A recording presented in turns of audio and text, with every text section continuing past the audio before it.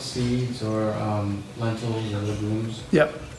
does it make them more alkaline or easier to digest in the system? Well, theoretically, they're easier to digest because they're enzymatically active. Right. Theoretically.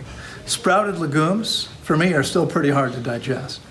Okay. I've tried it. I have a friend that used to love to like sprout lentils and other zucchini beans.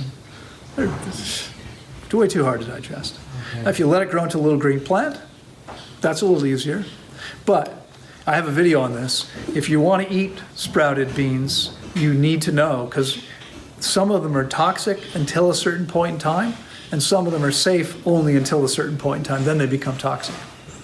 It's good to know what that is. Yeah. What about broccoli sprouts and other similar sprouts? Same thing. Same thing is true. Okay? Most sprouts are toxic at some stage of their development. Why? Why are they toxic? Preservation. They want to survive. They don't want to be your food. Okay? Thank you very much. And even Oh, when we it get the comes to like race for this one. garbanzos and those kind of beans, even if you sprout them, you can't eat them. No one eats them in that state. Well, that's what I'm saying. You got to cover them. No, people do eat them, but they're difficult to digest. Well, they don't eat them in that state. They have to put lemon juice and salt and pepper and herbs and spices. No, I know people that actually take sprouted legumes and eat them, Ugh. but they're difficult to digest. I wouldn't recommend it. They're not food for us. What if you, Clearly. like, I used to take a bag of beans, like raw beans, and soak them overnight and change the water a couple times, Uh-huh. and then cook them. Does that make a difference on like the toxicity of them, or?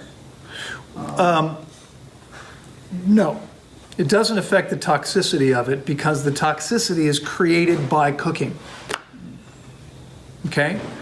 The reason for soaking beans before you cook them is theoretically it makes them less prone to create gas, theoretically.